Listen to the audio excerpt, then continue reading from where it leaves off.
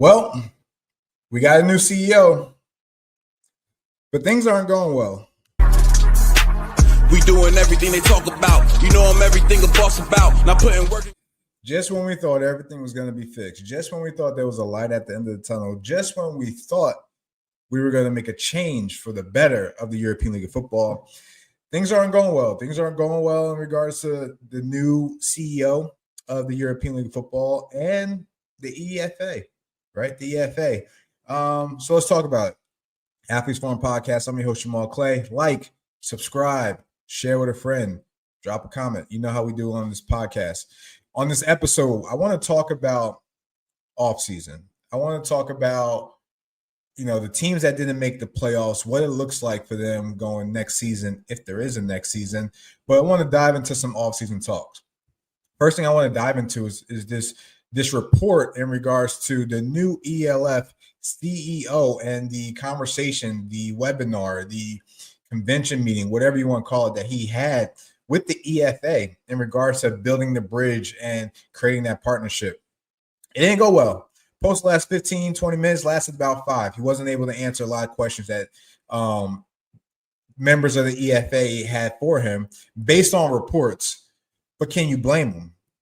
Can you blame him from someone that just took over the league, right, and not really knowing, the situation in regards to like what's going on or how he plans to fix it? Yeah, he should have a general understanding. And the fact that he wasn't able to answer some questions is alarming, but now it's bringing up doubts in regards to what the future of the league holds and the EFA talking about a potential split. Again, all allegedly, so we'll see if this even happens. But, the biggest question I have as we're here talking offseason is, what's the future of the ELF? Is there a season 6? What is the future of the ELF, right? What does that look like? How many teams? What teams? Is the EFA and the ELF, do they collectively bargain to agree on something? Because obviously those teams in the EFA are going to want a plan, a structure, some type of fix to everything that's been going on with revenue sharing, financials, everything behind the scenes, right? Because they've been done dirty for so long. They need – if someone owed me money for a couple of years, I want to answer it yesterday. I don't want it tomorrow. So it's going to be interesting to see how that pans out in regards to what the relationship between the EFA and the new ELF, if there is an ELF, what that looks like going forward. All right, drop a comment. Let me know what you guys think. A couple of things we want to talk about as we're talking about all season. And I'm kind of going off script here. Helvetic Mercenaries, Cologne Centurions, the Fahedvar and Throwers. Will we see them ever again? Do they branch off into other leagues? Do they disappear? Is it over? Right? Do we see them again? Cologne's biggest issue was the Rhine Fire came into the league and essentially drained their talent, right? The Rhine Fire, a lot of that talent in the Rhine Fire are Cologne Centurions, right? And obviously some management issues as well too. But that's kind of been the biggest problem with the Cologne is that you're battling against the Rhine Fire, the two-time ELF champion. Helvetic just never got on the same page. They had a small window of opportunity where they could have been respectable, right? Too many management changes, too many coaches changes, too many coaches not invested, too many coaches feeling like they're forced to coach versus wanting to coach. And then the year when we get a coach that wants to coach, they don't even get his, situations handled correctly as it was reported. And then obviously you start seeing all these releases. All right. And that starts up top. That starts up top with Sandro. And, in order for Helvetic to be respectable, it might need new ownership. It might need respectable ownership, but also you're going to need a coach that has some clout, right? You're going to need a Jack Del Rio, Jim Tom Sula, Andrew Weidinger type of coach that has some clout, but you also need someone that's going to bring the best Swiss homegrown talent back to Switzerland, or even just want to play for the team, right? But I just feel like the relationship between Helvetic and Switzerland in general is so bad, I don't see him get repaired. Right? I don't see him get repaired. And then for Hedbar and Thorners, listen, kudos to them, at least averaging, a win a season. Who knows what happens to them? It's sad that they got to go. I like for Hedbar. I like that those guys battle, but obviously there's a discrepancy in talent, and we all see that. But what happens to those three teams? That's the biggest question. What happens to those three teams? All right. Drop a comment. Let me know what you guys think. All right. What else? Again, I'm going off script here. All right. What else can we think about? Prague. The biggest question for Prague is, are you going to be able to re-sign your talent, and do you have your answer at quarterback? I know there's some questions about Javarian Smith, and he had a great bounce back year from the year previous when he was with the Hamburg Sea Devils, right?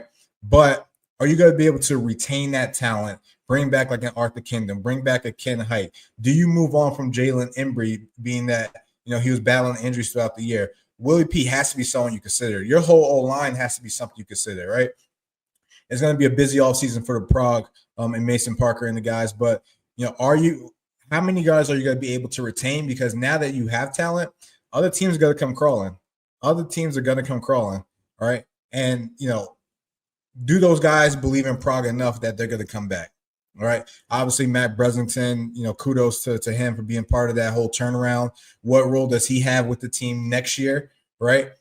But what does this Prague Lions team look like? They're going to be the most interesting team to follow this offseason and how they build that team. And I hope they can retain enough talent where they could still be competitive and maybe take that next step and become a playoff team next year. Right, become a playoff team next year. All right, what else we got? Again, I'm going off script, right? And drop a comment, let me know what you guys think. The Panthers, what do the Panthers do? This may be an insult. I feel like the Panthers are a fairly older ball club. They need some fresh blood. They need some youth, right? This is a team that hasn't really been making progress, right? This is a team that has talent in the league, in the country, to be competitive, right? One of the original 8. Right. But there's something missing with the Panthers. I can't quite put my finger up, but there's something missing with the Panthers. So they're going to be another team in regards to like recruiting this offseason, the type of guys that they bring in. All right. I'm going to be intrigued to watch the Panthers and how they go about, their offseason. All right. The Raiders, similar situation with the Panthers. Obviously, the news just dropped that Harriman, the parting ways with Harriman. For me, there's only one, now that I think about it, maybe 2 guys that come to play. That Raider fans, you should only consider these 2 guys because these 2 guys, are part of the family. These 2 guys been in the organization. These 2 guys know the standard, right? And they bleed the black and silver, all right? And that's Coach Fatah, Coach Callahan. I'm happy with either of those 2 guys, but if those 2 aren't considered bare minimum interviewed, I would be disappointed.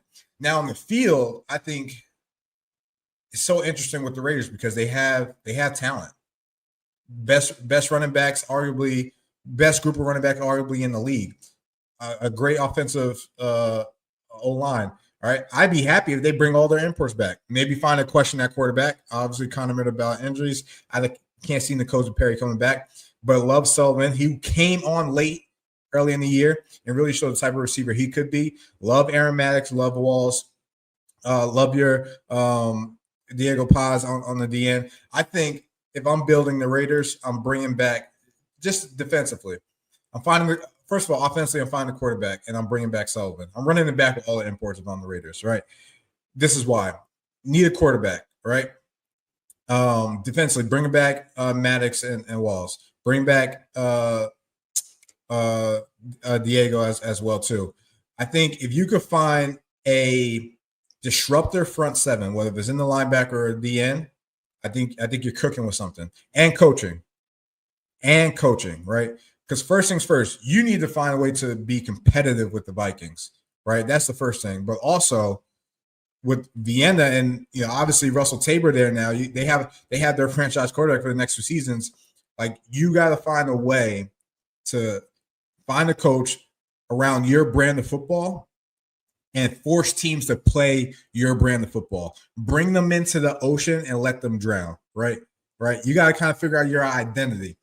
I like the Raiders, but again, a situation similar to the Panthers is that like they're kind of stuck between good but not good enough. So what do they do this offseason? We'll see how everything pans out there. All right. Drop a comment. Let me know what you guys think, locker room. Again, I'm going off script here. This is for the non-playoff teams. All right, non-playoff teams. Berlin, man, you're losing the recruiting battle. Berlin's losing the recruiting battle. The fact that you, first of all, bringing in Tyler Foster, awesome signing. Maybe your best signing of the year. But I fear Berlin may lose all their top receivers. Schlom, Kawanda, Tyler Foster, I think they're all gone. I don't know this for a fact, but I think they're gone. All right. And the fact that you couldn't bring in Chris McKay, who arguably could be runner-up offensive rookie of the year, and you saw what he did in Hamburg. The fact that you let him go to Hamburg, you're losing the recruiting battle. You're losing it not just to ELF, you're losing it to Potsdam. The capital of Berlin has enough talent where Berlin can be competitive, right? So obviously they need to figure out a lot. All right. I like Bryce Goggins. Unfortunately, he got hurt, but he balled. I would love to see him back in the league if I'm being honest. You got to find your quarterback. I don't know if Jacob Sullivan's the guy. All right. Another team that's going to be in the quarterback matchup. But Berlin, the first thing you got to do is win your recruiting battle in your local territory, because right now you're losing it. Right now, you're the third option. All right. No one likes to be the third option. Right now, Berlin's the third option. All right. Hamburg. A lot of this is going to be centered around recruiting, but this is off season, right? You need to win some talent back. This has not been the same Hamburg team since they lost to the Vienna Vikings year 2. Hamburg needs to win some talent back, okay? Because clearly they don't have the guys there right now, right? This has been a team that had literally in quarterback purgatory. They have not found a quarterback since the one and only Jadrian Clark left after year 1, right? They've probably gone through the most quarterbacks in the league out of every team in the league, right? You need to do some research and find a quarterback, whether it's a former vet or you find your Ben VP, your Reese, and that your Russell Tabor, but you need to find your quarterback, right? Because this league, and who even knows like what happens? Because right now they're not in the EFA, so Hamburg potentially could be gone. But if they're back, Hamburg is a destination. 1, 2 should be much better than what they are. They should be much better than what they are. Disappointing season for Hamburg. I was high on Hamburg. Disappointing season for Hamburg. We'll see how that goes. Lastly, Frankfurt. Frankfurt's another team that Frankfurt's that team as a recruit that you flirt with, but you're always using that offer as leverage. That's the feeling. I don't know that for a fact, but that's the feeling I get when I think about Frankfurt, because you had one of the best O-lines, all right? They struggled in the secondary, right? Toby Naylor had a pretty good year at linebacker, right? But you see when you get the right guys how this team could play. You see when you get a Jameson Wang, a Eason at receiver, or a Harrison at corner. Like, you see what this team could be. Borderline playoff team. Gave a lot of good teams a run for the money towards the end of the season. Beat the number 3 team in the playoffs in the Nordic Storm. You see the capabilities of this team. And we thought they had this year, bringing back McKay and all that stuff. Terry Wright, unfortunately, never worked out. But Frankfurt is a team that, again, you flirt with them.